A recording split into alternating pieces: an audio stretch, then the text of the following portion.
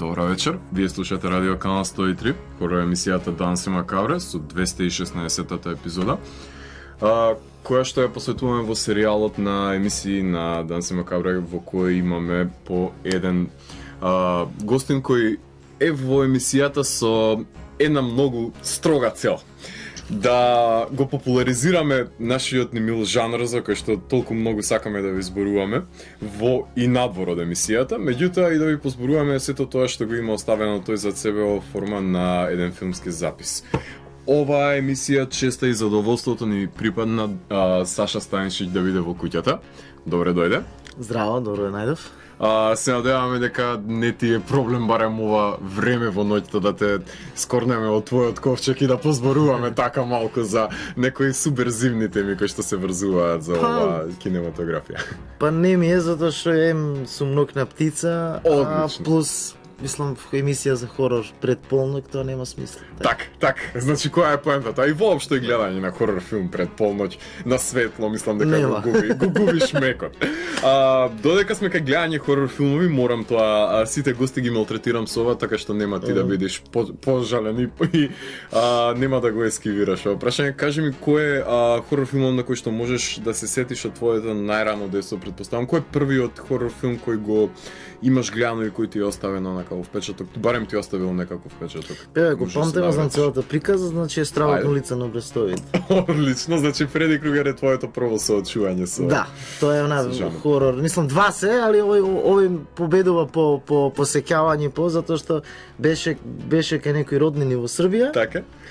Слава имаше. Одлична композиција веќе имаме. Да, имаше Слава и као што се случуваше во другата соба, а јас морав да стојам со една братучетка и со две незини, со уште два помали братучеди од 5-6 години што беа многу немирни. И гледавме Фреди Кругер хорори додека маливе ни се качуваа на глава и ни ги фрлаа с руските салати останаа. Ето, значи кошмар биле во реалноста ти. Да, значи тоа го памтам не само заради филмов, тука и заради целата ситуација. Ете, Фреди Кругер едукативно делува на нашата младина, очигледно и пошироко од рамките. А малите не се плашија, што беше најсмешно. Очигледно заради тоа што им е така мил, убаво приказ дава со неговата рака. Па не знам дали по кошмарите кои следувале исто мислење имале за Фреди. Меѓутоа кон тебе каков впечаток ти остави воопшто филмот, како претпоставам дека се разликувал од сето тоа претходно што го имаш гледано? Па да, мислам се разликуваш и беше страшен кога гледаш приказнава баш поради тоа нели што целиот филм е кошмар и не знаеш кога е стварност, кога е јаве, а кога е кошмар. Тоа е всушност тоа страшното во филмот што ги руши сите бариери. Секогаш завршува со тоа дека не знаеш кога ќе биде кошмар, кога е јаве. Мислам тоа ми остана као тоа ми беше страшното во филмот. Одлично, па нели ги има тие феноменални сцени кога се е така идилично, се е така нормално, во еден случај го има цел ден на луп, се повторува и тогаш знаеме дека Фреди Кругер има замешано прсти во сето. Да, тоа е, значи тоа ми беше страшното. Што не беше фона кога го гледам, бев навикнат на по некоја нормална нарација, ова ти беше изненадување, као не знаеш од кај ти вреба, не е само Фреди страшниот, туку тоа што не знаеш дали си буден или не. Одлично во таа меѓуфаза која и дае. По првите средби со Фреди Кругер, што друго во твоето детство ти има оставено поголема трага од прво? Па исто и тоа е исто класика, зашто јас сум од 79-та роден и ја сум ги фатил тие баш на телевизија филми. Значи филмови како клинец немаш интернет и така се што даваше, тоа е уште еден од тие филмови што ги има давано на телевизија, тоа е Омен, претскажување. Одлично. Значи, можеше најверојатно и да се поврзаш со протагонистот, тоест антагонистот во самиот филм. Ја памтам тогаш ми беше исто таа сцена со стаклата кога се крши, кога се обезглавува. Да. Одлично, значи и Омен го имаме како дел од едукативната шема на Саша Станишич. И тој мислам дека еден од филмовите што можеби како веќе збориме за кој како дете би почнал да го гледаш, еден што е доста добар да почнеш како од првите филмови да го видиш. Зашто е страшен, ама можеш и кога дете да го гледаш. Можеш и да се не е она горен блат, него е нема до тој степен експлицитност, меѓутоа чист хорор.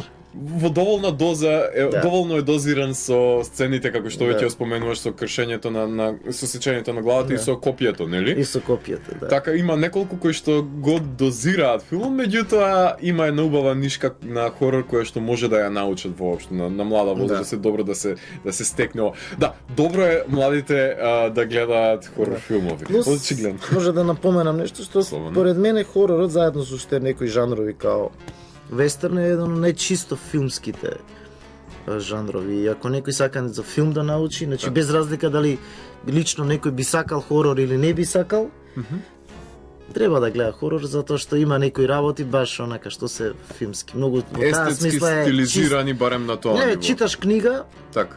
Да гледаш филм, што ти е пострашно? Да читаш книга. Викаш? Да, затоа што со писател разговараш, така добро, што. Добро, не, јас сакам да читам, ама Јасно, знам. Знаеш, те судира со сликата, знаеш, што го гледаш. Сите сетила се стимулирани со филмот, значи не можеш да се штрецнеш на книга. Не можеш да се штрецнеш. Не можеш да затвориш очи на книга, на хорор филм можеш. Не, јас сум книжевник, сакам да читам, зборувам дека сите сетила се нападнати, дава некоја димензија која што нема во. Дефинитивно излегува надвор од страниците, меѓутоа убавината е тоа што добиваш една визија во филмот, а во литературата самиот си ја создаваш. И да ја рекреираш милиони пати. Сам да си бидеш режисер на своето дело. Меѓутоа, ние имаме тука еден доста солиден и квалитетен режисер во кој што се надеваме дека и днината на македонската кинематографија ќе ни ја збогати уште повеќе од тоа што го има. И со кого ќе ви позборуваме до крајот на емисијата пред си за неговите филмови, а и за филмовите кои тој очигледно дека ги обожавал да ја гледа во целиот негов живот и ќе ви даде негов осврт во контекст на жанровската кинематографија воопшто. На почетокот на емисијата слушнавме композиции буквално земени од хорор филмови.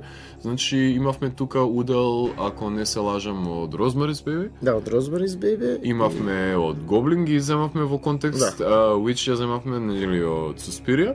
Да. И комеда беше од Lullaby беше од Rosemary's Baby. Беше од Rosemary's Baby и која беше уште едната? И имавме уште една трака и од Fibes. Джозеф де Дука ја има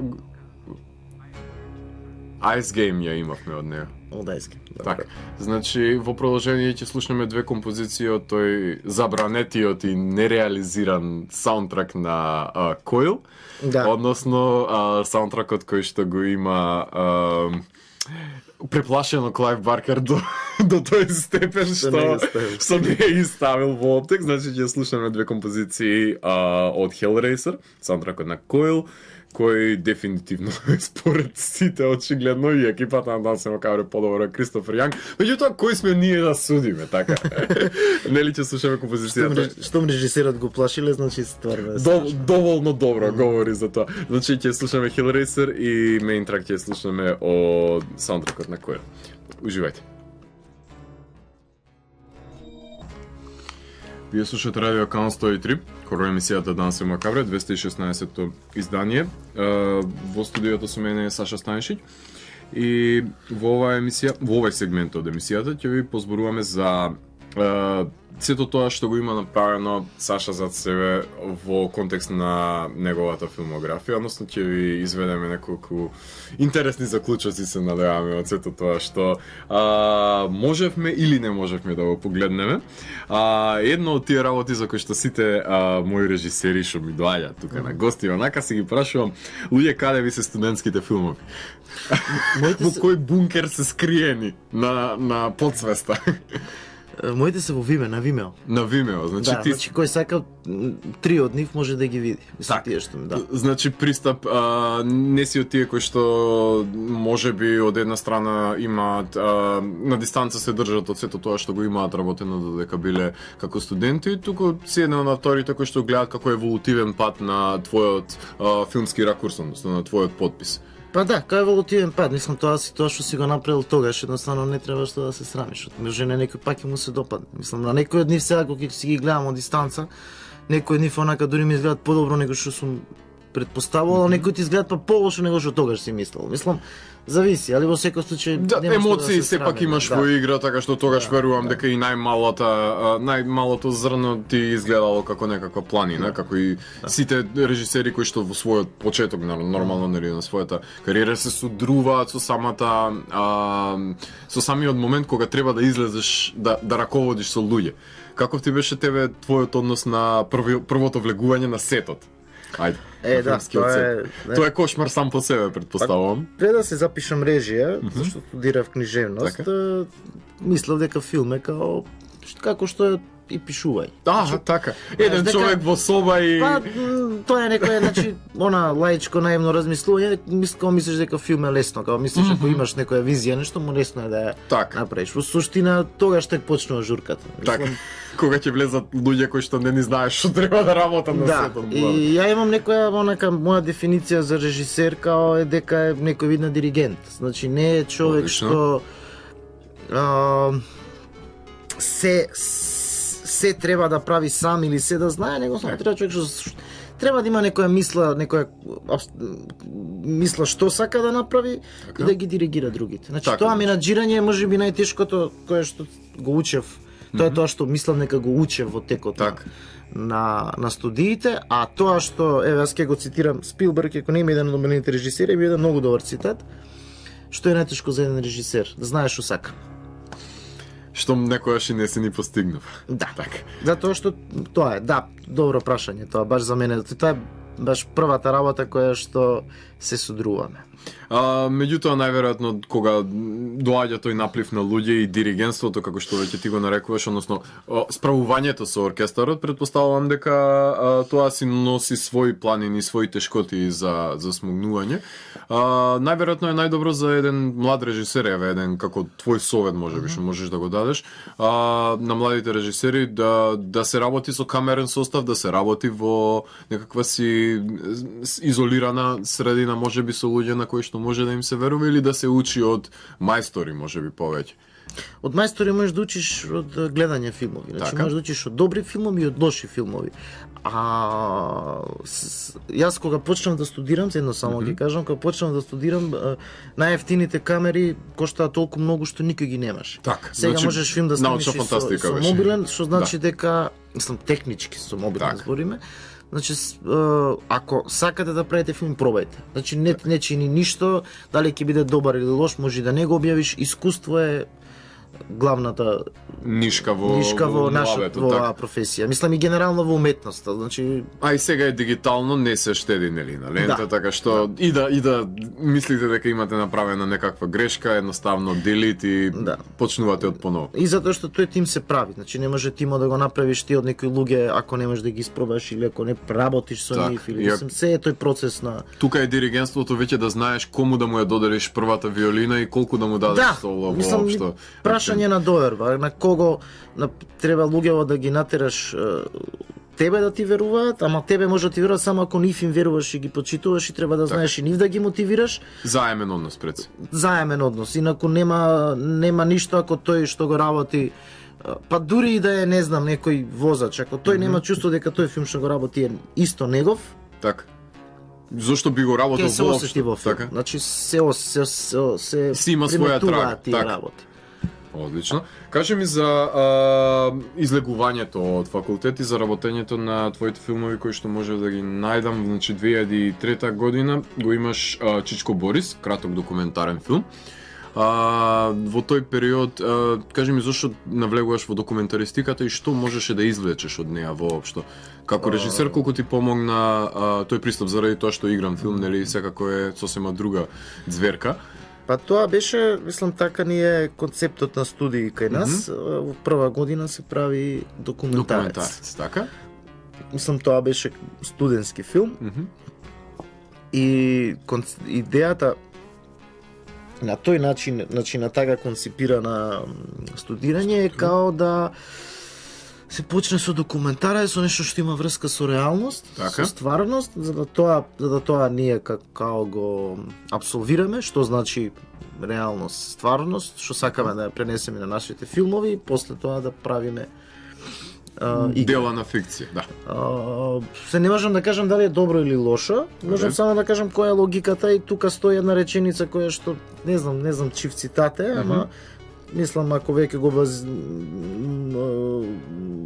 цитатот е као секој добар игран филм подсетува на документарен и секој добар документарен филм подсетува на игран. Одлично. Значи тоа од прилика е нешто кое што можам да кажам дека таа прва година документарец би ме научил, и второ дека приказни има многу. Дека само, значи не е сега приказнава, не ти доаѓа, значи некои приказни не ти доаѓаат на тебе као дека ја морам сега да ги барам, него едноставно се зависи од гледната точка. Значи можеш да ја најдеш.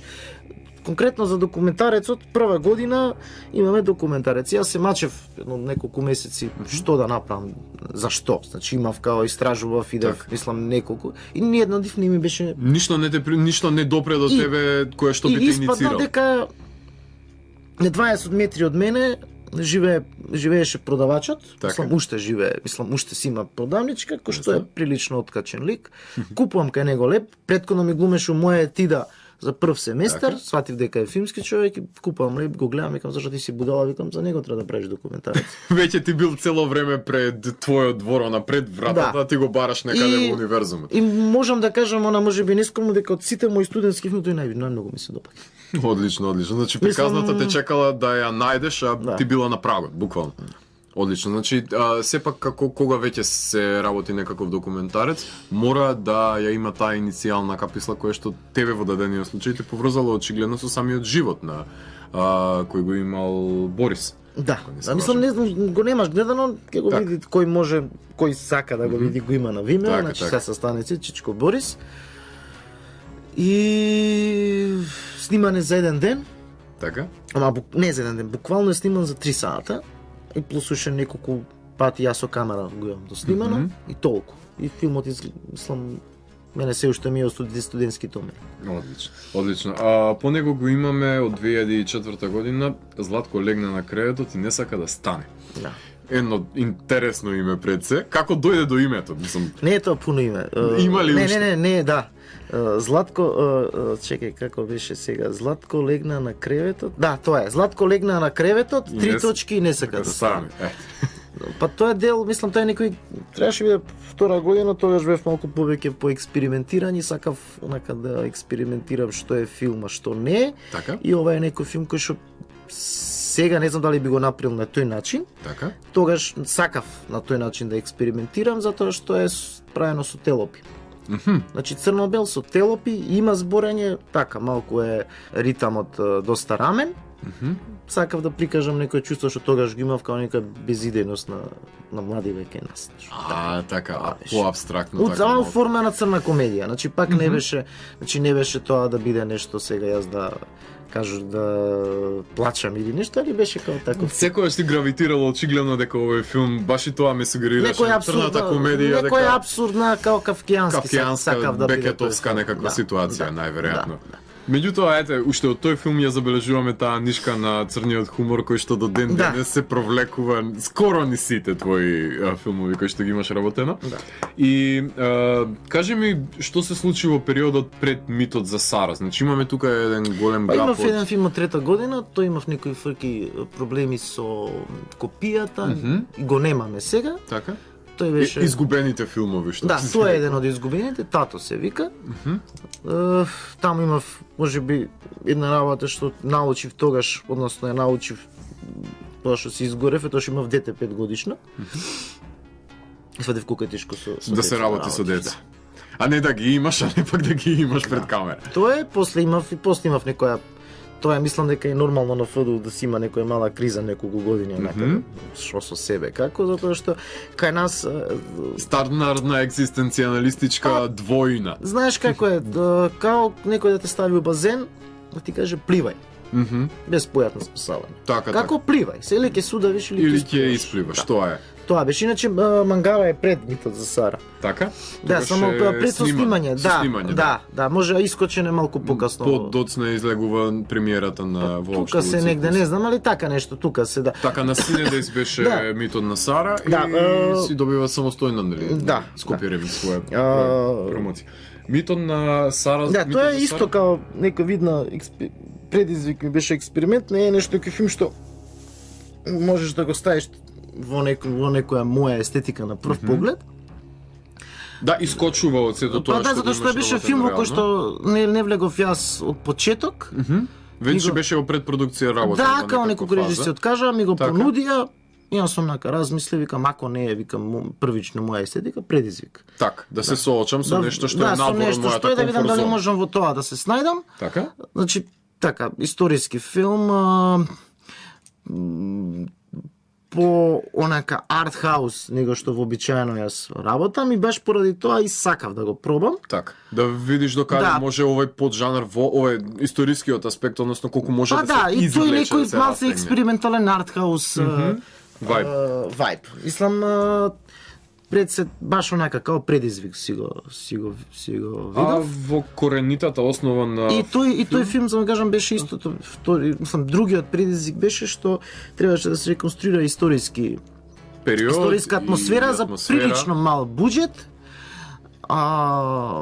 Треба да се направи филм кој што ќе беше кој што ќе изгледа како да е. Да, и ќе биде баш стилизиран на тој начин. Да, и тоа само по себе си носи своји проблематики, нормално, посебно кога имаш ригорозни рамки на докаде можеш да одиш и колку можеш да прикажеш воопшто на едно платно, а веќе говориме за период кога се качуваш на седлото и решаваш дека треба да има луѓе пред твојот објектив, така што верувам дека и тоа не било многу лесна одлука, меѓутоа колку што може да забележам, има една интересна конотација која што еден коментар кој што го влече овој филм, односно уметноста како контрапункт на безцелното воено лудило. Дали дел од таа приказна и сета приказна околу Сара Бернар воопшто беше некаков лајт мотив кој што те водеше? Да дадеш тој коментар во контекст на сето тоа лудило. Да, тој беше, значи затоа и Хамлет и цитатот тој, мислам, изваден на тој монолог на Хамлет, што тоа се проблематизира. И да, тоа беше лајт мотивот, уште на почеток тоа беше фиксно на филмот што сакавме да го покажем. Така, дека уметноста е над се и пред се и дека не може колоквијално. Тоа создавање на смисла во некоја безсмисла, едноставно. Така, е order in chaos. Да, со најпросто. Така. Што те само што нешто и мит тоа е, мит е создавање. Мит нели создавање фабула за смисла од безсмисла, мислам тоа е. Дали таа еднодневна посета на Бернар, односно втурнувајќи ја во тој свет на омраза, сакаше тоа детерминирањето на символиката на уништувањето кое што ја шири војната.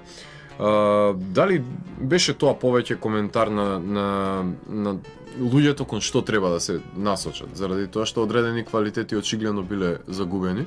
И ова е снимено, нели, во, како што напоменуваме, 2011, да.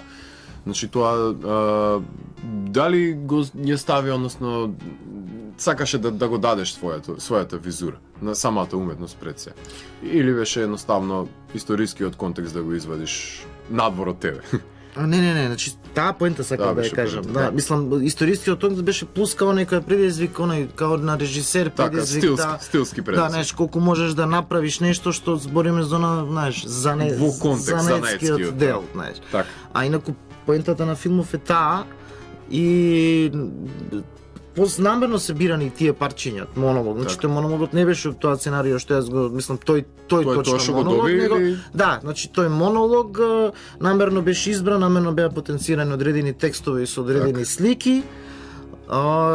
Првично требаше да бидат уште побогати. Меѓутоа со оглед на тоа колку си имал на простор за и временски, финансиски, да, таму и направени се тие рестрикции кои што се потребни за да се задржи мојта нормална ефективноста на самото дело. Мене на пример ми беше драго таму исто што имаше една актерка која што е доста познат многу позната македонска култна актерка која што сите знаат као дека глуми во театар. Така. И незиното појавување пред голем екран воопшто е надвор од да, ама и као исто, као да кажам, предизвик да ја направиш да глуми филмски. Да. Што е сосема нов предизвик, како што викаш, заради тоа што леќата се опфаќа. Најмалото движење знае да изгледа монструозно. И меѓутоа тоа е соочување кое што очигледно си имаш добро справено кога си успеал. Таа смисла наш, оно си е супер. Да, тука немам. Да направиме еден скок во времето, иако се филмови кои се снимени во ист период, меѓутоа хронолошки и временски, историографски се сосема различни. Скопје Ремикс, Омнибусот и кој што ти беше составен дел твојот краткометражен филм Мангала Диско Панк, уште едно 15 минутно твое стварување, меѓутоа на едно генерално рамниште, колку ти си задоволен од воопшто од проектот Скопје Ремикс и целењето да се направи таков млад, урбан, актуелен омнибус од автори кои буквално треба да ја носат нашата кинематографија на грб од иднината и наместо да се држиме до некакви транзициони, трауми, дека и живење со нивните последици воопшто. Значи колку сметаше дека ова урбан потфат да се долови можеби некаква си мала приказна од ова Скопје. Беше успешен како прво мислам дека самиот обид да се направи омнибус генерацијски е нешто што мислам дека треба да се случи во Македонија на неколку години. Така, значи почесто. На некој може на некоја, не знам, на 4 години ко олимпијади, да си прават на пример секој генерација што ќе излагаат да си направат по некој омнибус краток, зашто мислам дека тоа е добро од неколку аспекти. Прво што секој ќе може да се сними краток филм, а второ биде го рефлексија на една генерација, а и таа генерација меѓу себе, знаеш, ќе земе да се поврзе. Го има оној наш момент, знаеш, направење на некоја сцена што би рекле во музиката. Сите живеат очигледно во и на тој начин ние и пристапивме на почеток сите. Одлично. Сега омнибус е многу најтежок жанр. Најтешка форма за правење, затоа што имаш многу приказни, а да натераш некој гледач да остане, да ги гледа приказните, што најчесто е над 2 часа. Значи и да се 12 ремек дела и да се 10 ремек дела нема да може да се гледаат. Значи тоа што може би фали на тој филм е некоја нишка драматуршка која што би ги поврзала по-конкретно. Бидејќи секој режисер беше автор на сценариото, секој беше и режисер на тоа. Едноставно тоа што е најдобрата страна во тој омнибус е неговата најлоша страна. Тоа што има толку разновисни режисери, тоа што секој си го даде свој авторски отпечат и од друга страна и причина зошто не можеме сите да ги мислам, не го критикувам, сега само кажувам тоа што се толку различни, значи тој филм може да се гледа онака на можеби на 2 дела или нешто. Не знам, мислам 2 дела во смисла, седнеш дома и да ги изгледаш филм по филм. Заради тоа што збориме за фичер, као структура на фичер филм, на така заради тоа што се дури и конкретно има најразлични потфати, секој има свој строго изграден дури во дадени контексти подпис и можеби баш тоа шаренило не би можело секој гледач да му се допадне. А па друга страна затоа е, знаеш, во тој филм има знаеш, стварно навистина различни стили. Да. Меѓутоа тоа за секого по нешто можеби и некој ќе си го најде својот фаворит, така што добро е да му се даде на гледачот таа можност. Затоа што претходно дури тоа и реално е многу малку и го немаме и е лимитирано како воопшто би се правило. Плюс има еден друг аспект, тоа што го кажа Урбаниот, што едноставно тоа беше тие филми, јас ќе бидам среќен да се прават многу повеќе филмови каде што ќе бидат препознатливи во Македонија. Значи филм ја би бил среќен некој филм да има да го цитираат на улица.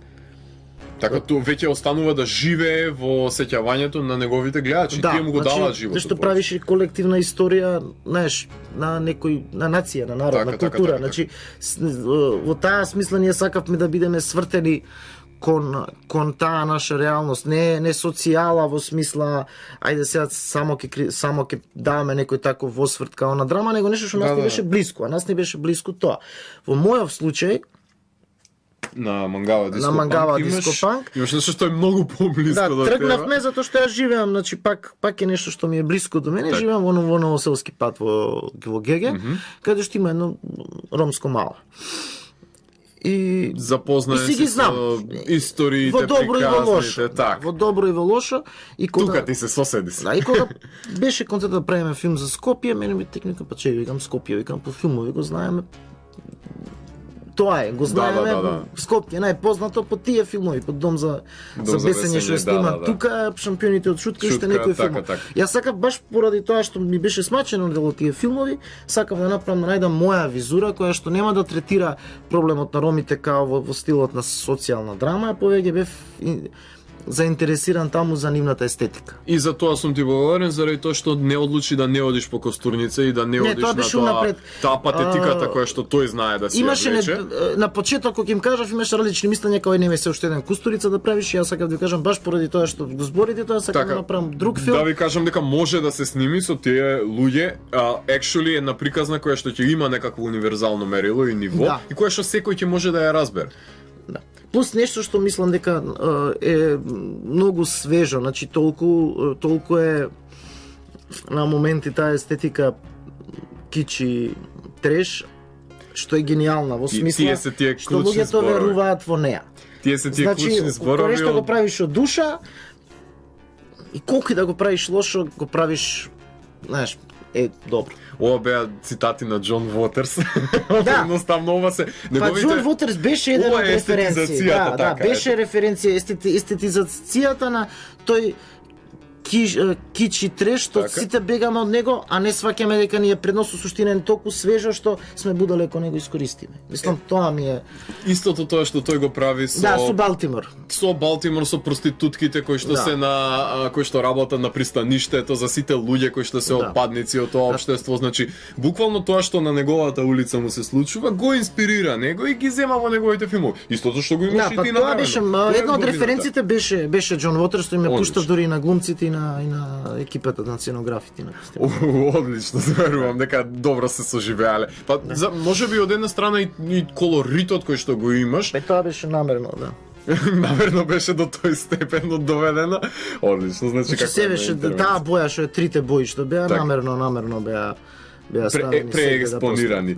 Меѓутоа, тој кич што го викаш таа естетизација на шунто доаѓа добива едно автентичност, односно добива едно автентично што му зашто се да кажам некој ќе кажеш, не знам кој имаше кажано, кој ти е најсекси дел од Скопје, Бит пазар имаше некој кажано. Се не знам од некои мои колеги. Кога ќе размислиш се не зборам сега ај кидеме кај Валканото, ама не мора да се срамиме. Тоа е составен дел од тебе, значи не мора да се бегаме од тоа што сме тука, тоа сме. Значи едноставно гледај го искористиш, да извадиш од тоа што е свежо. Така. Значи не да се срамиш од себе си, но не да се срамиш од тоа што го имаш како Скопје. Значи тоа е Скопје. Не е ова единствена визура на Скопје. Тоа е Њујорк да каже некој дека Њујорк е само Манхетен, Њујорк е и Бронкс, и Бруклин и Харлем. И италијански мала и не знам какви мала, значи сите тие ги носат ама своја приказна носат во себе. Значи не е таа единствената приказна за Њујорк, меѓутоа е еден мал фрагмент од градот кој што не треба да се занемари. И ти тоа го немаш направено, го немаш занемарено, туку правиш една урбана рок-н-рол приказна со едно идеалистичко гледиште, кое што by the way го нема многу во македонската кинематографија, и за една млада црна овца која буквално е родена на погрешно место во погрешно време и баш тука се појавува тоа прашање во неа дали требало да се роди и да ги иницира. Меѓутоа, тоа што ги иницира младите, односно тоа што ги станува пример кон кој што ќе биде идеализиран, колку и пародично да изгледа тоа во самиот филм,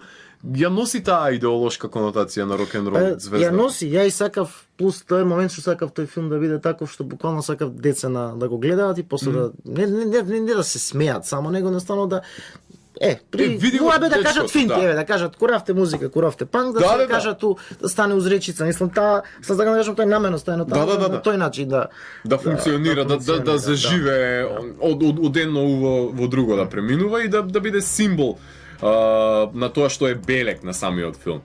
Меѓутоа нешто што не се кај тебе предмет на исмејување, како тоа што знае да го направи Костуница во неговите, меѓутоа буквално ги имаш искористено сите тие културолошки аспекти кои што се врзуваат со тоа, со таа населба воопшто и со луѓето кои што живеат, значи баш како јас го доживеав како еден грайндхаус потфат.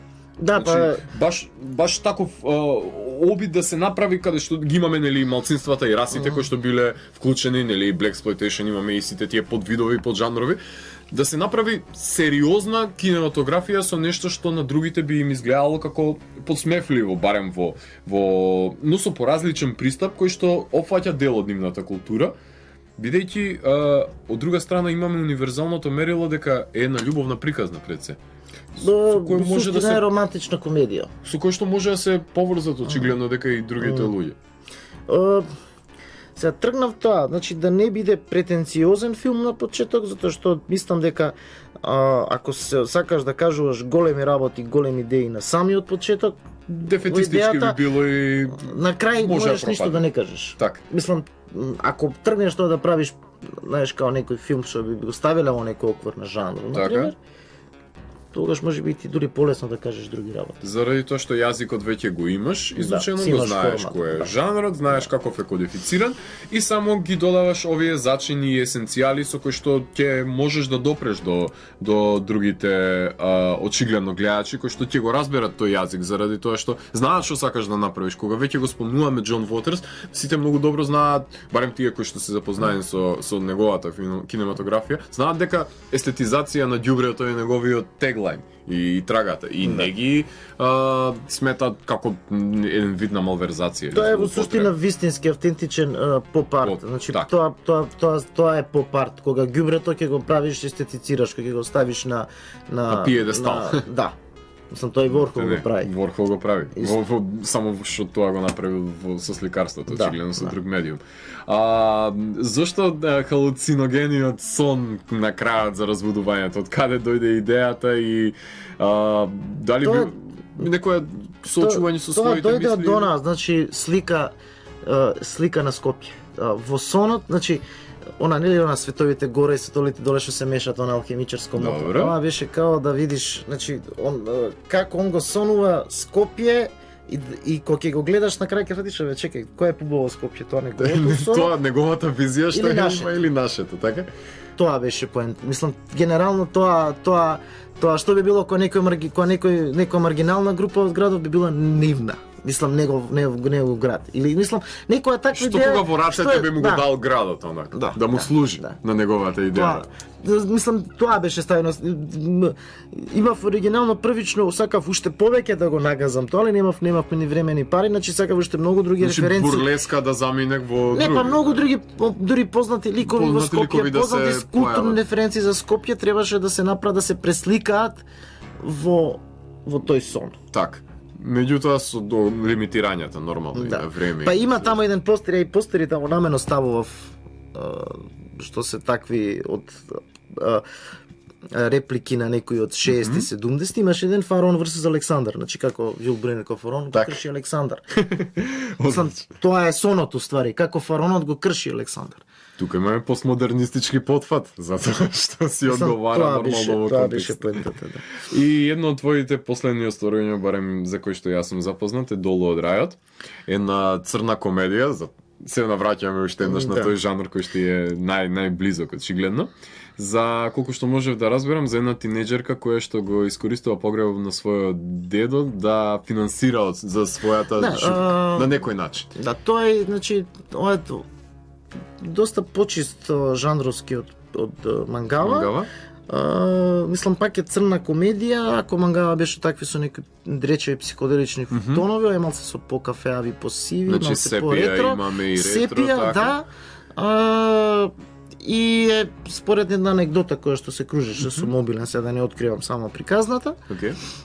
Уште при крај снимањето? Не, снимањето заврши при крај постпродукцијата, зашто имам некои анимации да мува да се анимира. Таа мува одзема многу време. Одзема многу време, да. И треба да искочи. Мислам, тоа е мислам сум при крај.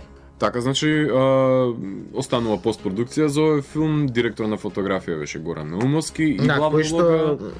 Може не знаеш, Горан Наумовски е еден од гитаристите на Орион, на битна... Да, знам добро за Горан, така што тоа е... Со оглед тоа што во Битола снимаше. Да. Предпоставувам дека Горан ти бил доста од помош, очигледно дека и знае како да ти помогне во кадрирањето на овој филм. Одличен поздрав до Горан. И Ана Ошавкова ти е во главна улога. Како да ја соработката со неја? Па ништо ни требаше девојче, девојче. Не бе, оригинално дури беше и машко дете, али ми требаше некој тинеџер. Зошто Битола? Изборот падна? Така се погоди, мислам делумно од кастот беа пола од луѓето таму, најдов можност за внатре во студио да адаптираме една локација. Така. И на крај решив целото тоа и плюс визуелно Битола е доста интересна. Снимаше околу куќата каде што се случува или целото тоа мало што е као генерално, мислам дека во Скопје заради земјотресот го немаме тој ретро лук, сакав да имам, иако филмот сегашно се случува, сакав да има некој таков малку ретро. Со оглед на тоа што со боите одиш најверојатно во тој стил, така што и архитектурата треба да се одвесува. Тоа што мене ми е некоја фасцинација можеби за некои филмови, не знам дали со следниот игран, ама е таа, значи тоа беше со Мангава делумно, не зоре да го спомнам. Е кога сакаш да направиш некој филмски простор, така, во нешто што на прв поглед мислиш дека не може да биде во филм. Така, значи нешто што не му е местото сите знаеме дека америчко предградие го знаеме како изгледа од филмови. И сите образуваме некој филм со америчко предградие. Што би се случило? Го би случило во македонско предградие, каде што наместо улиците да се така разделени, се меѓу себе споени. Значи пак е тоа предградие. Така. Тоа не е искористено исто во филм. Значи збориме барем во македонска кинематографија. Генерално и во банка, значи збориме, значи тоа е и за хоророт, после за некои други филми ќе спомнам. Тоа е на пример тоа што сите мислат дека немаме ни локации, ни имаме, само треба да го адаптираш на не треба да го копираш. Не треба да го копираш, треба да го адаптираш на тоа што го имаш. Така нели и Линч имаше еден потфат на првата сцена на Blue Velvet, ако не се лажам, нели кога тоа убавата идилична сцена на американското преградие нели го уништи со зумирањето во увото. Која што е пак направена во филм. Мислам направена е во филмови, не чека тоа е толку идеално таму. Очигледно дека не.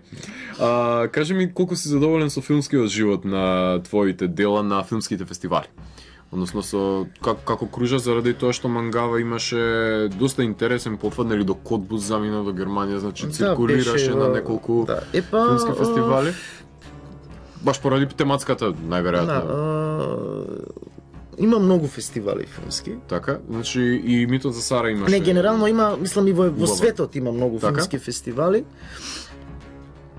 И ние кога почнавме да студираме, имавме некој страф на почеток, срам. Така? Да не ги праќаме.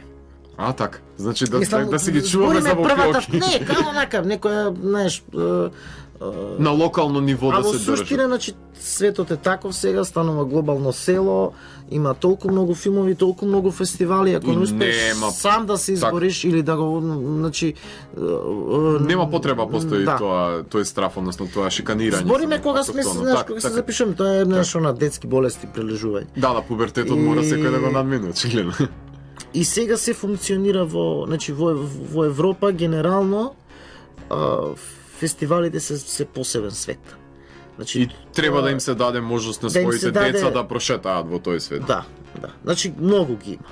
Очигледно, одлично. Значи ти си пред се задоволен заради тоа што... Плюс уште нешто, ние сме мала земја. Така. И мал јазик и филм и да се направи филм кој што би бил гледан и да мислиш дека тој филм тогаш ќе се исплати само од гледаност е невозможно. Да, значи тоа да се и најгледаниот филм кај нас, не знам кој беше овој и се името му го заборавив, на Дарко Митриски, Трето полувреме. Трето полувреме, да. Пак мислам дека знаеш, тоа е некој само мал процент од тоа што би требало еден блокбастер да се вратени. Значи во таа смисла нешто, да. Во таа смисла единствен пат што може да го имаат македонски филмови се по фестивали. Кажи ми за соработката само на кратко со Деца на сонцето. Тоест ти беше асистент на режија. Да, асистент бев, да.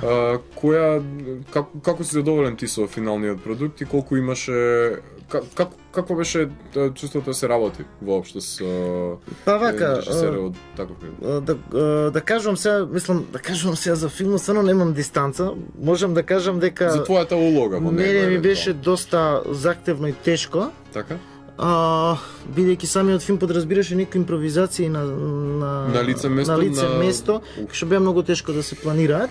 И сето тоа паѓа на помошникот грбот, претпоставувам, горем дел барем. Па да, паѓа. Мислам, тоа што можам да идам среќа, нека филмот се сними во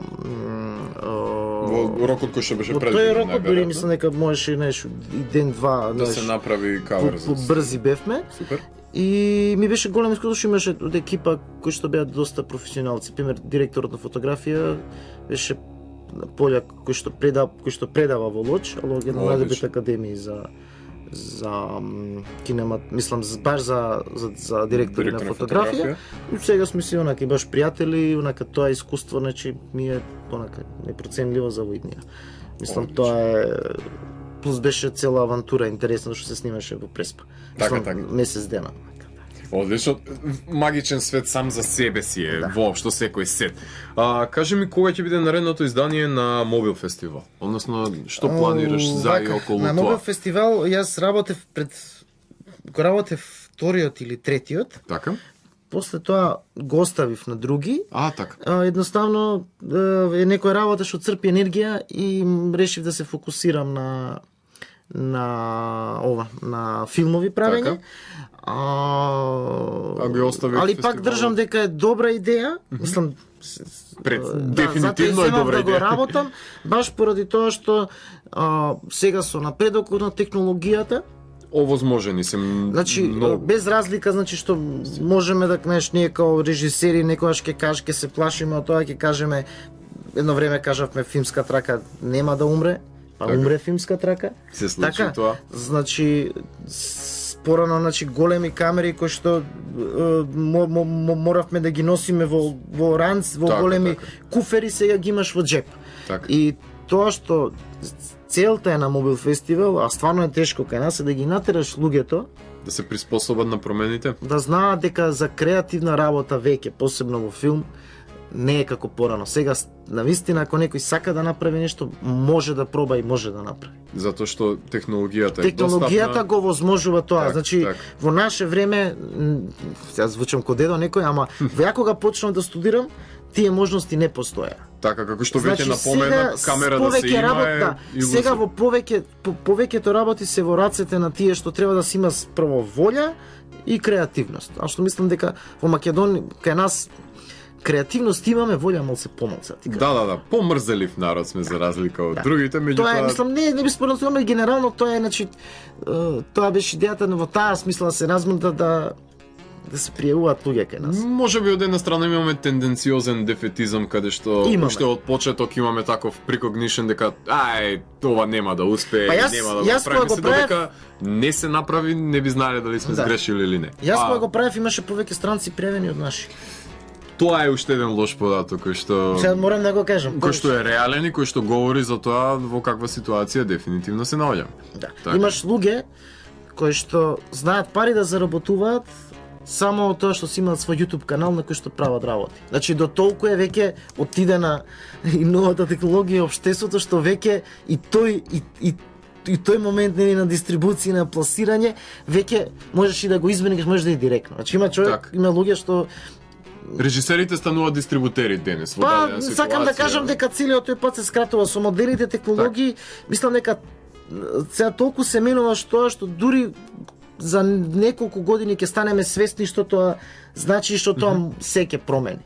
Убавината во тоа е што во било кој момент ќе може да едно дело да биде живо. Нема потреба да се чека тоа дело, некој од витрини, од некои архиви каде да ја избрише таа 10 сантиметри прашина на него што е и да го врати некогаш евентуално во кинотека или во некаква си друга институција. Има исто биде дигитализирано и архивирано. Исто има приказа за, мислам дека беше типот некој нордиец што направи краток филм, каде што користеше со композитинг некој science fiction од 5 минути, кој што го правел неколку години, скоро без буџет, ама филмот изгледаше толку добро, што се истиот човек ќе си прави игран филм за некој поголемо студио. Значи, таква можност пред 5 години. Непоимливо. Беше научна фантастика. Самото тоа беше научна фантастика. Да. Одлично. Кој е твојот нареден проект? На што целиш се? Па не би откривал целом, значи нешто долгометражно? Снимам, па да, иако добив сега на Филмски фонд за еден анимиран. Така. Кој исто ќе биде малку некој експеримент, нема да биде некоја класична приказна, него ќе биде, мислам класична, нема да биде можеби нешто со тукава со нарација. Нарација, така? За некои судери помеѓу рурално и урбано, помеѓу село и град. Тоа е следно, иако тоа ми е сепак сайт проект, спремам, мислам, развивам игран, мислам, имам неколку идеи, ама се уште рано да се видам што. Так, значи тоа е веќе пред. Не би го откривал сега, да не си се урачам, а мислам, нека се сложат коцките и ќе... Кога ќе се ксенобајтите, кога ќе си ја направат конфигурација ламентова, што би рекле во хорор жанрот, и Hellraiser ќе се појави на земјата, Саша ќе ни дојде пак и ќе говориме во тој случај за неговото прво долгометражно издание, кое што и да е, реално со нетрпение чекам да погледам. Може тука да направиме на кратка музичка пауза, а Nightmare on Elm Street, ако не се лажам, Боки, од другата страна. Цела емисија е со нас и будно не следи, се надевам дека и вие тоа го правите. Ќе ја пуштија Nightmare on Elm Street, главната тема. Уживајте. Вие слушате Радио Кан 103, хорор емисијата Данс е Макабре, 216-та епизода. Со мене во студиото и со Боки заедно е Саша Станишиќ. Во претходниот сегмент ви зборувавме за филмографијата која што има Саша зад себе и за тоа што во иднина следува од него. Меѓутоа, ова е сегментот на емисијата каде што со Саша ќе ви позборуваме за воопшто за жанровската кинематографија и пред се која е таа убавина која што ја има хорор жанрот, која што ја немаат другите филмски жанрови? Што може тој да понуди, што другите не можат и каде оди тој подлабоко за разлика од другите? Барем од твои согледби, што можеш да направиш една паралела? Добро, кажав нешто и претходно за тоа, значи мене хоророт као таков ми е еден од почистите филмски жанрови. Така. Значи, од неколку... Си има свој јазик, си има свој стил. Да, кој што знаеш кој што во него, значи хоророт пука со сите оружја што може да ги има филмот како медиум, така, за да постигне некој ефект. Значи да допре до гледачот на секој може нешто. Да, значи не е тоа само некого да уплашиш, така, што и тоа не е лесно. Воопшто. Знаеш, као затоа што тенка границата од нешто да те уплаши вистински и нешто да те смее, да или па во исто време нешто да те насми да те уплаши. Знаеш, тоа е па уште потешко. Тоа е тешко.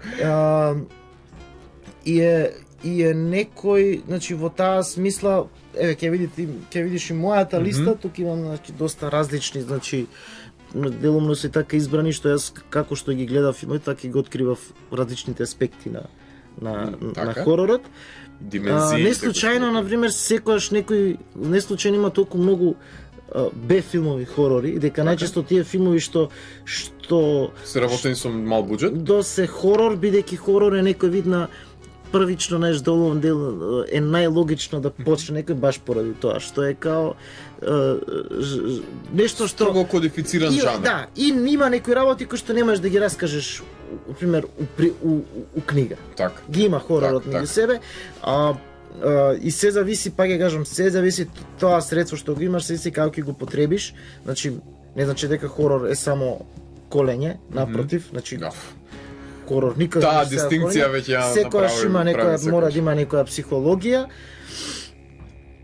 И добри хорори секојаш, мислам генерално и секој добро уметничко дело треба да те запраша за некои работи за себе.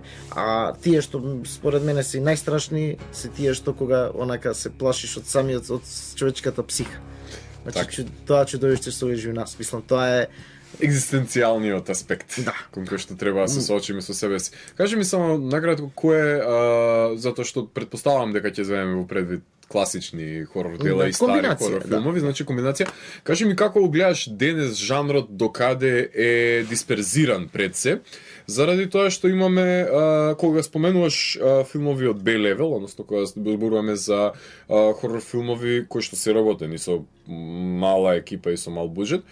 Морам тоа да го напоменам дека денес барем во Холивуд максимално се експлоатира тој аспект и се прават нели синема верите found footage филмови кои денес се станати блокбастери, а се работени нели со многу ситни пари. И се најчесто од, значи зборувам од Blair Witch Project, Paranormal Activity и сето тоа што произнесе до As Above So Below, значи се тоа што жанрот го произнесе.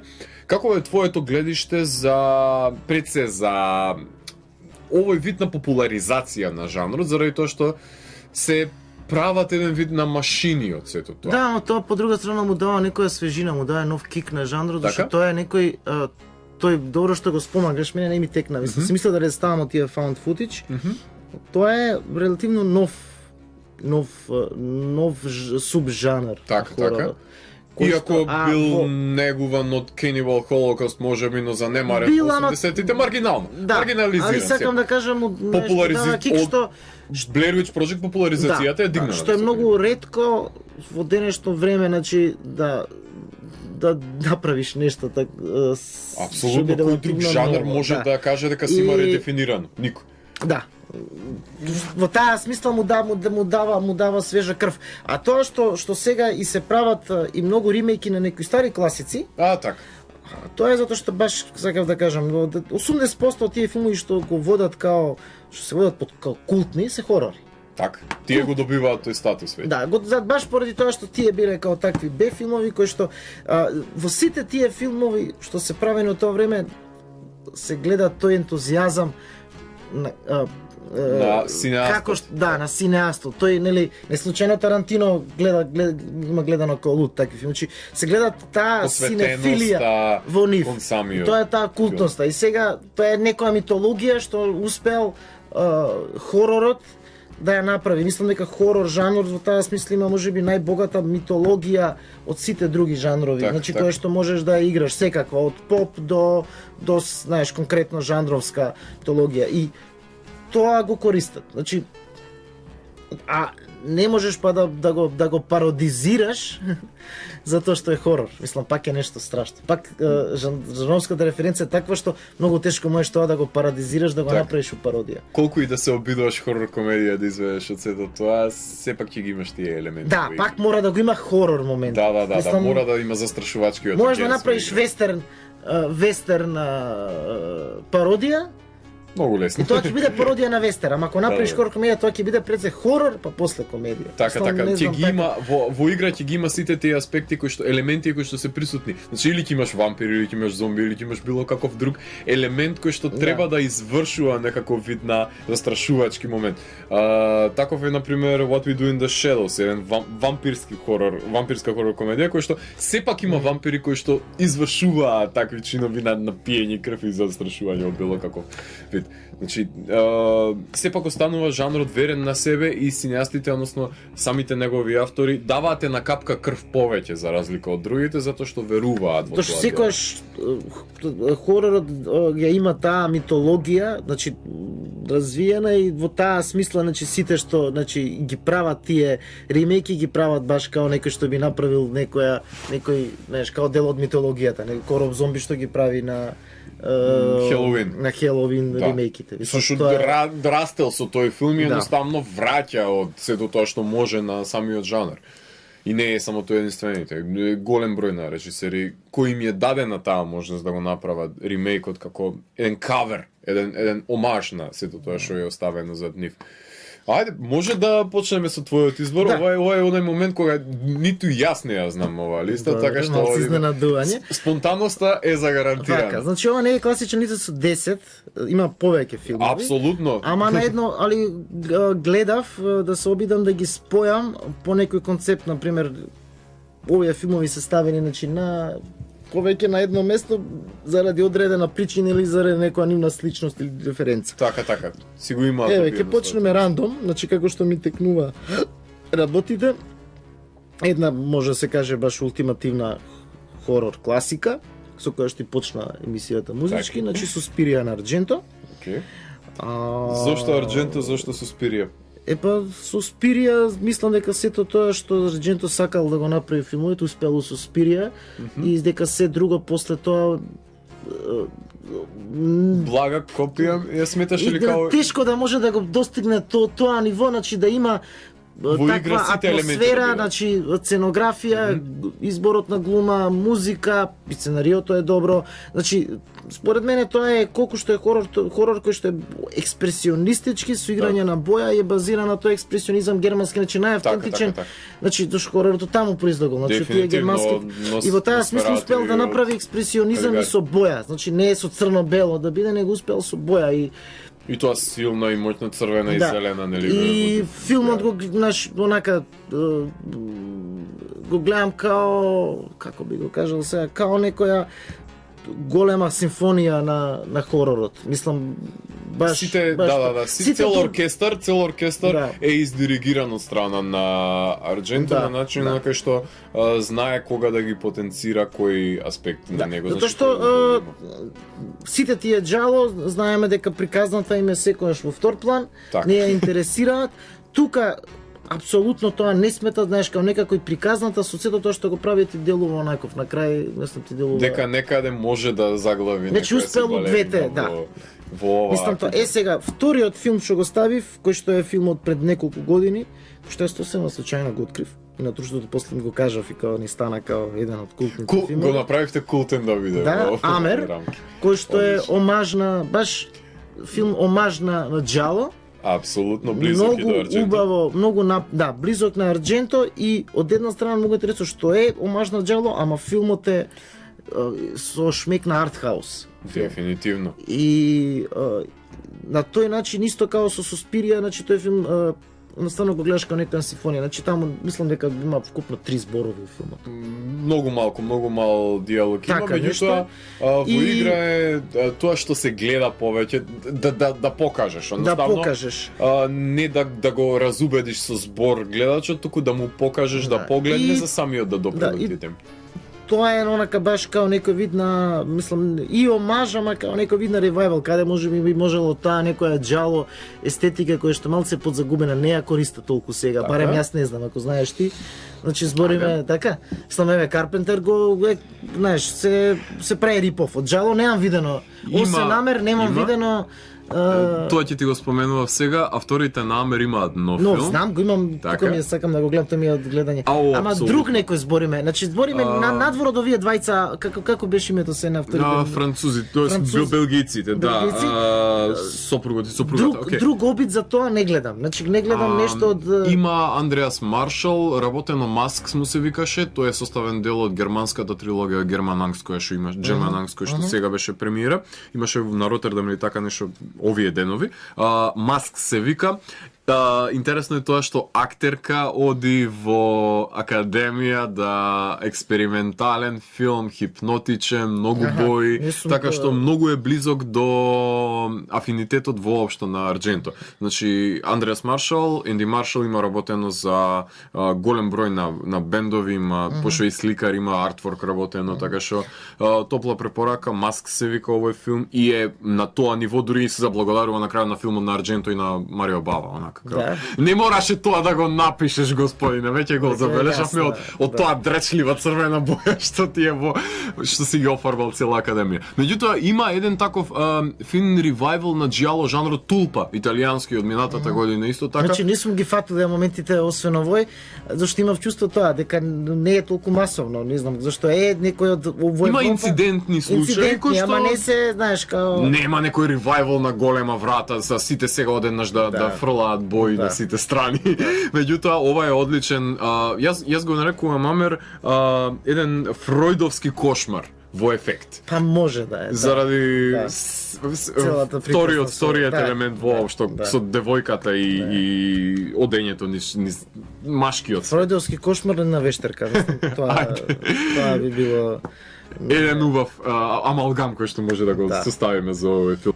Одлична препорака и овие филмови кои што ги работи и нивен филм е Оргазам од антологијата Abyss of Death. Имаат краток филм кој што во меѓу овие два филма излезе. Во таа антологија можеш да погледнеш. Ги има истите работи кои што во него ги направи и во Strange Color of Your Body Steers. Значи на мала врата си поигра со тие давењата, со воздивнувањата, со сите тие убиците и кожните ракавици што ги имаме во Джиало. Тука се ефективно направено, а во Strange Color тоа е раскошно до максимум. Тоа ми е тука баш симнат, сакав ми е. Да се соберете моја препорака друштво кои што сте обожаватели на оваа кинематографија и да го пуштате го овој филм и останете со подзината устни. Вака сега следно е, значи исто ставени се као некои класици кои што според мене го потврдува дека хоророт не е само Б продукција, туку дека може да се направат сериозни дела.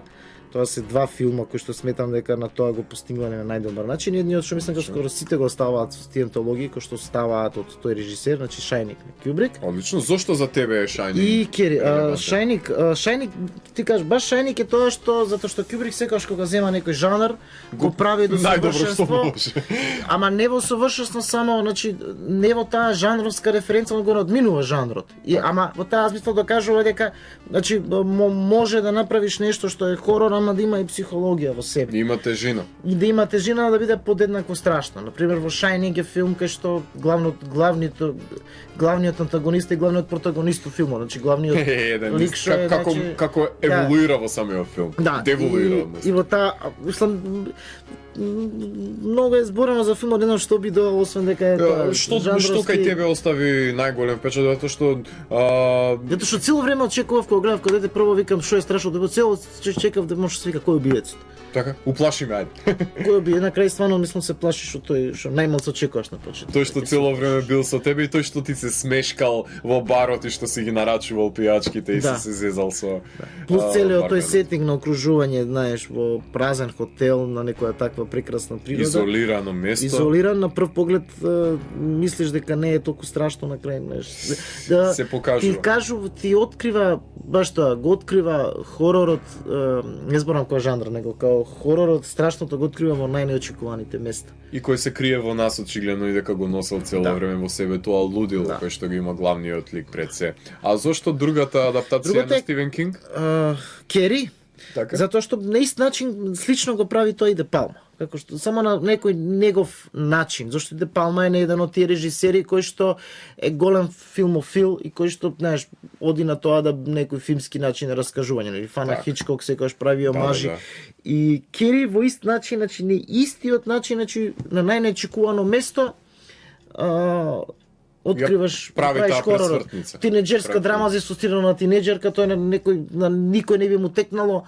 Добро се Кинг го напишал, ама се зборуваме за на некој што твојата првична представа за хорор не би ти изгледал дека хорор би можел да направиш. Да се крие во ова девојче кое што е антисоцијално. Исто е суптилно, значи на почеток не ти делува на хорор како што се развива на крај се пострашени од нај Не, од првиот кадар со туширањето асоцирано нешто со себе. Да, сакам да кажам на некоја наивна девојка. Една драма, реално, некоја социјална. Ако убиецот таму е некој писател во Шајника што не очекуваш дека он да биде убиецот, тука не очекуваш дека главниот, онака најстрашниот лик е хероината со која што симпатизираш од првиот кадар, она баш сочувствуваш за сите тие трауми кои што треба од булинг да ги преживува. Ја добива од маздата во свој рад. Значи да имаш такво мало, да имаш повлечена тинеџерка која што е baby face, да ти биде толку страшно. Girl next door, да. Тоа може само кај Јапонци евентуално, не знам, иначе. Да, пошто сите женски ликови почнуваат како така евентуално и завршуваат во стилот на Audition. Да. Добро, за после го ставив Омен, тој претходно го спомнав. И тоа од најмногу од тоа причина што еден од првите хорори што го имам гледано како дете ми остава знаеш усте ми остана во сеќавање и ми е, знаеш, долго време ми е како ќе помислам на хорор, помислам или на Night on Elm Street или на Омен. Така, значи, кажуваш дека е проблематично очигледно да се работи со деца, односно да се работи со деца на филм. Да. Верувам дека и поради тоа можеби му имаш уште поголем почит дадено на самиот режисер кој што се справено очигледно со оваа ситуација. Да. И да се даде таа тежина на одлуката едно дете да биде олицетворение на антихристот, е сериозна нишка која што треба да ја одработи, значи сериозна роља која што треба да плаши цела нација, цел универзум да го плаши. И очигледно дека треба да направиш добар кастинг и да имаш таа доверба. Плюс тука исто музиката си ја памтам као дете, мислам, сакам да кажам целосно тоа се од тие филмови кои што ми е лично поврзан сум као во таа смисла го ставам следен. Занаецки е одработен. После во таа смисла го ставам после на Вес Кравен Nights од Елен Смит, целиот серијал. Значи кажав дека тоа е филмот, тоа е тие филмови што за среќа сме имале можност да ги гледаме како млади на телевизија. За среќа што сме биле нели во Југославија каде што тие филми можеле да ги гледаме на телевизија. Проблем може и според мене тоа е исто, значи некој баш таа убаво најтнец од таа не можеш да разграничи што е реалност, а што не е реалност, е тоа што е најстрашното во филмов. И тоа е и Фреди Кругер еден од најголемите најдобрите икони на жанр. Значи кога ќе помислиш на хорор, исто помислуваш на Фреди Кругер. Так. И во таа смисла е самиот синоним е некој вид сама своја митологија во филмот. Не знам што би можел друго да кажам, но само по себе тој се издвојува од сите заради тоа што се појавува кога ја немаш ти контролата над себе си. Да. И тоа е само по себе најголемиот страв кој што може да го има секој човек, да ја загуби контролата над своето тело и да биде во рацете на некаков бугимен, модерен бугимен, буквално, некаква екранизација, олицетворение на Баба Рога, ама многу малце пострашно.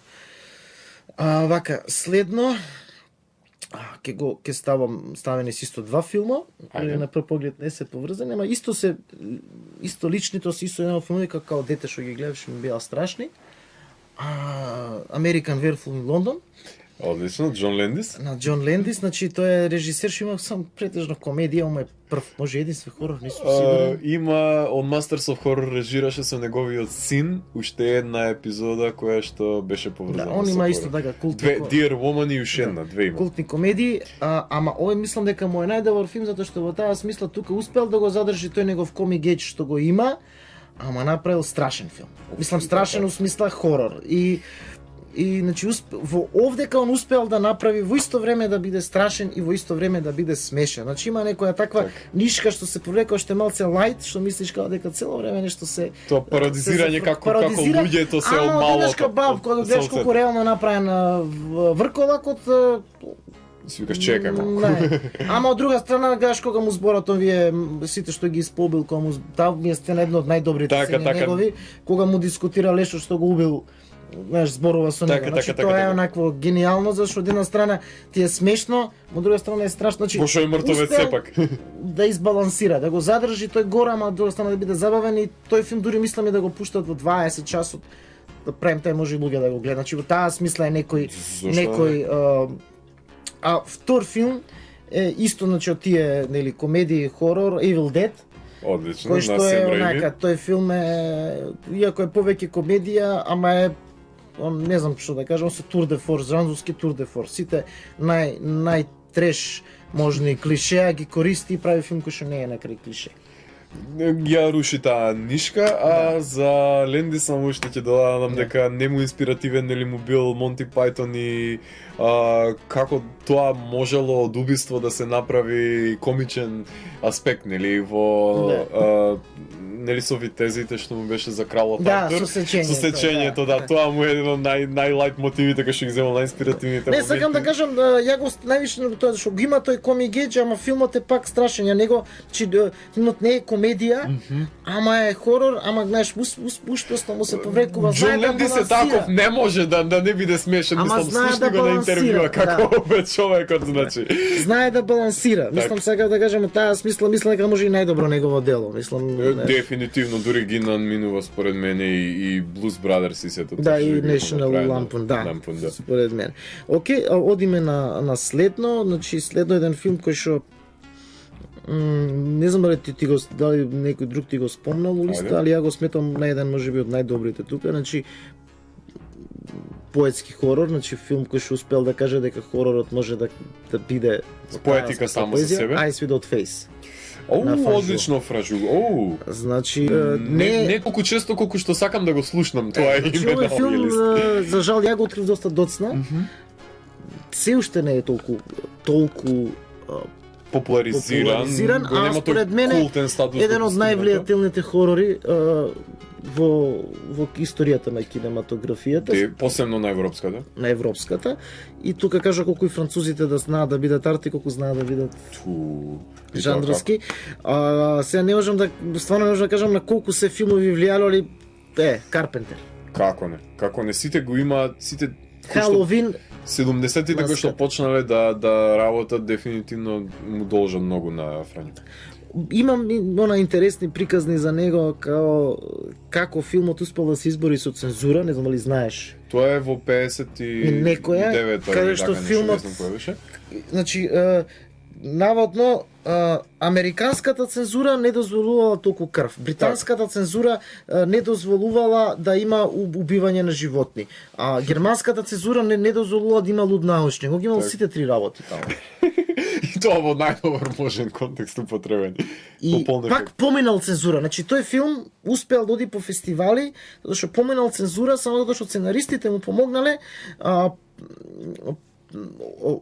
од приказната да биде само за лудиот научник се сврти кон приказната за керка му. И таа негова само наводно грижа на совест и психолошка мотивација успеале филмот да помине. Да помине на таа цензура тогашна. Сега замислете како тоа во денешен контекст би значело некој филм да успее овие три цензури да ги надмине. Значи нешто што не смеете на пример голотија да прикажете во Америка, не смеете насилство да прикажете во Европа. И замислете некој филм што ќе успее овие две конотации да ги надмине. За каков инаку Фанжу му бил, мислам, втор филм, претходно бил документарци има правено, као знаеш као и исто интересен. Ова е човек, усмисла баш типичен француз. Во Единбург кога бил премиерата на филмот, една баш ќе кажам анекдота пак за овој филм. Може. Кога почна да му стануваат луѓето. Така револтирани од тоа што го гледа. Кога кажал дека шкотите, јасно ме зашто шкотите носат килт. Тоа му е нека. Значи прилично бескомпромисен, ама не е бескомпромисен во тоа што во неговата визија и поетска визија. Значи Фанжу сам го има кажано дека него пред се го интересира таа атмосфера, која што не е интересиран толку во сторителинг, зашто сметал дека му е таа послаба страна. Така. А на овој филм и самата приказна е добра, ама тоа што е мокнато филмот е целата таа поезија, целата тај опис на нешто што е стварно гор. Так. Мислам, стварно е нешто страшно. Мислам, телесна модификација. Нека телесна модификација, тие сцени се направени од земањето на идентитетот пред се од едно естетско ниво. Да, навистина фасцинантно. И мислам дека дури и на Кроненберг влијаен, на сите од 70-тите што твореле, на Алмодовар најсилно, посебно на The Skin I Live In. Да, затоа сакам да кажам а и на сите француски екстремисти кои што денес реживаат. Да, на сите француски, на тој бади хорор и на бади ова е мислам екземпларот. Ако некој го нема гледано, препорака да го гледа. Топла препорака. Затоа што азбуката е тука. Да. Азбуката е во овој филм за сите кои што се заинтересирани за од каде се почнал. Да. И тука ставам уште еден француски филм, High Tension. Мислам сакав да ставам еден од новите, па мислам генерално немам гледано толку многу колку што би сакал, ама од овие тие што мислам дека овој ми е као еден од најизвиканите и реално еден од најдобро сниманите. Да, најдобрите, мислам пак има тука некоја психологија и не е само и еден пресврт во главен лик кој што ако веќе ги имаме Кери, ако веќе ги имаме Shining, тука мора да се земе и во тој протагонистот кога ги зема сечилата во своји раци. Да. Иначе и тука има пак некоја можеби референција на Джало со тој биец од камионџијата, али прилично е суптилно направено во смисла дека филмот сепак тој од Гаспар Ное, нели, биецот. Да, Да, тој кај него ше глуми во филмовите. Да, тој месарот. Да. Кој што обожава очигледно во овој филм да си игра со човечки глави. Сега одиме на следно исто, значи имам исто еден од умилените режисери, па ќе ставам 3 филма, зашто сите 3 се хорори во некој вид се сам приказан сами по себе на Полански, значи. Одлично, цела трилогија? Па не целата, значи без подстанар зашто најмал се хорор го сметам. Сам одличен е филмот, но не е толку хорор. Розмарис Бејби пред се прво, затоа што Розмарис Бејби тоа како што кажав претходно, ако успеале да направат филмови кои што го надминуваат жанрот, исто да го прави Розмарис Бејби. Дел од успехот на тој филм е што не само, мислам, ама во оваа смисла неговиот успех е уште поголем, зашто и самата приказна е на некој начин на прв поглед ефтина, као некој може да каже мамбо джамбо окултизам. Така.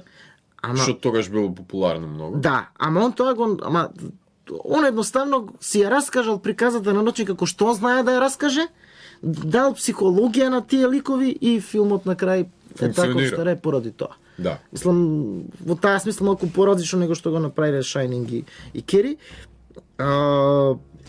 И се соочи со сосема друга проблематика која што врсува исто така носење на злото во себе. Да, на злото во себе и тоа нели и колективното зло кое што вирее наоколу цело време го има присутно. Кое што не го гледаш, ама ти е на рамката, другата страна на зидот, нели, кога ги слуша овие како зборат. Што е всушност темата која што Полански ја третира во сите негови. Во сите негови, тука си е доследен. Таа луцидност ја во таа смисла овој другиот филм Репалжен оди уште подалеку, значи тој ако би го нарекол existential horror. Така. Значи тоа е баш екзистенцијалистички хорор, каде што може на прв поглед да не е хорор, мислиш дека не е, али во суштина мислам дека тоа е баш чист хорор филм Репалжен. Ако Розмарис Бејби беше злото кое што е во нас, Репалжен е вадење на сето зло и пуштање на ѕидовите. Да, пуштање на ձидовите. Значи филмско тоа има таа трилогија нели која што се случува во стан. Значи цел филм што се случува само во еден мал простор, само со еден главен лик. Колку се води значи влезено е во глава на психолошко расстройство на една девојка, за да не го раскажувам. И детализирано во самиот простор. Да. И следното, тој друг го ставив, што може и не е класична комедија, али исто мене ми е прво е многу забавен филм, а второ Fearless Vampire Killers. Океј, одлично. Тоа е третиот, онака. Сисле кој ќе вајда не Ninegate, онака. Не, мислам се движеме по таа нишка, си реков мора Fearless. Затоа што тоа е онаков бал вампира. Значи он успел да направи таму хорор бајка.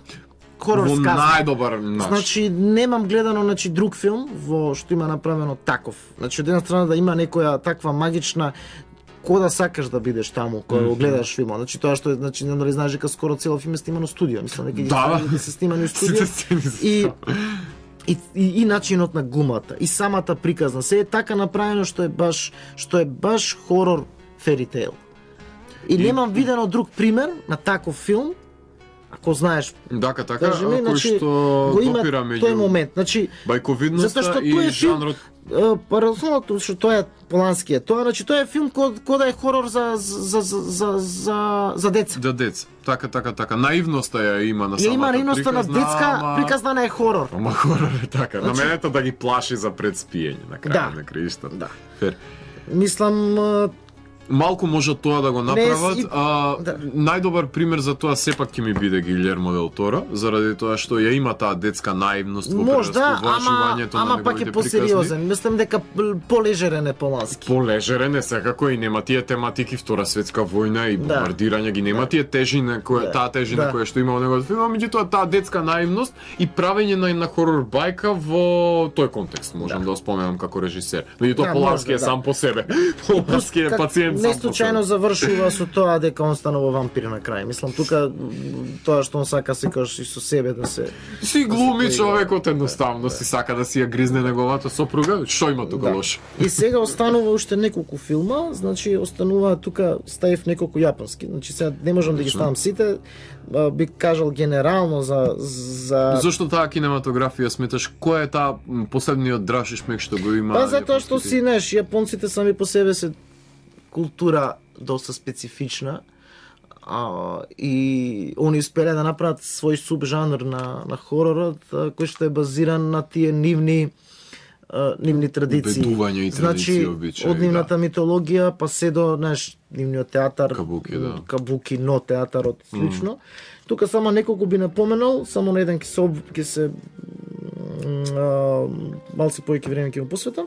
Че би го спомнали на Такеши Мике, тука аудишн го ставив, али кој било Такеши Мике, исто Граџи Ринг се тие новите хорори, знаеш, кои баш тоа што го спомнав претходно дека тоа е некоја нова визија, нов поглед на тој жанр кој што е базиран врз таа нивна традиција, кој што не сме од таму, ни делуваат ново и свежо. Так. А тие цел живот живееле со тие приказни, да кажеме, со тие сеништа и духови кои што се девојки, дечиња, знаеш, кои што тероризираат, знаат за теророт кој што постои. А нив им е блиско што тоа е базирано во нивни приказни, затоа ќе го ставам тој еден филм кој што мислам дека исто Јапонија е доста повлијателен и во филм кој што се гледа тие нивни влијанија што ги спомнав претходно. Тоа е Квајдан, тоа е значи хорор омнибус од 3-4 филма базирани врз јапонски фолк приказни, приказни. Саки Кобајаши. Да, на Кобајаши, како беше името? Мислам дека го заборавам, да. Кој што е скроз стилизиран.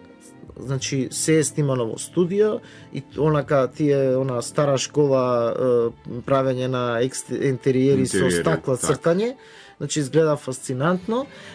Ама значи што мислам дека исто влијаел на другите, али пред се го стану што тука се гледа тој корен од каде потекнува јапонскиот хорор. Дефинитивно, дека он е базиран врз кабуки, да, и не само тоа, туку базиран и на кабуки, и на значи тој јапонски театар, тие јавнен таа нивна традиција, значи е стилизиран, и самата сценографија, нели, изгледа воопшто како да се случува на театар. Не, значи ама е исто така раскошен со боја, значи онаков препорака кој сака дека го види, исто нема да го, мислам дека не го знаат многу луѓе. Меѓутоа е многу важен за самата јапонска кинематографија, не само за хорор кинематографијата воопшто. Да.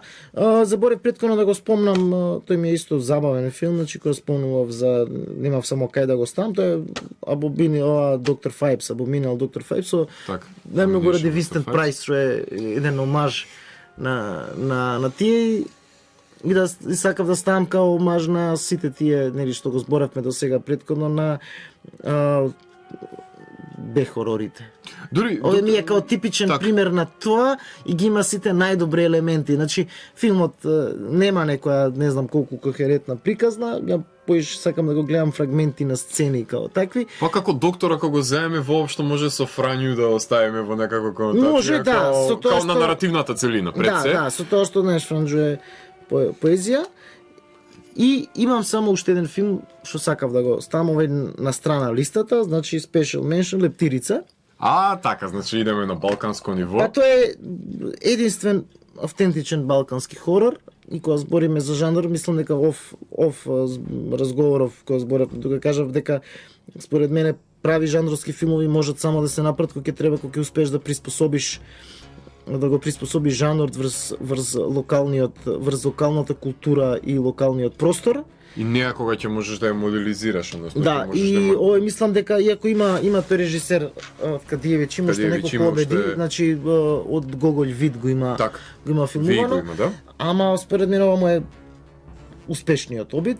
Телевизискиот филм, значи тогаш можело само на тој начин да се сними, да. И не знам, ова ми е баш единствен убаво прикажување на нешто што вирее на нашето поднебје, односно еден мит. Како што го прават, како што кажав Квајдан, добро, не може да се спореди, сепак е подобар Квајдан, ама на ист начин, значи базиран врз некоја народна приказна традиција, мит, легенда која што вирее во тоа културолошко поднебје кога е создадено. Ми е жал зашто нема такви хорори на Балканот, зашто вајде знаат слушателите дека од каде се излезени вампирите. Да.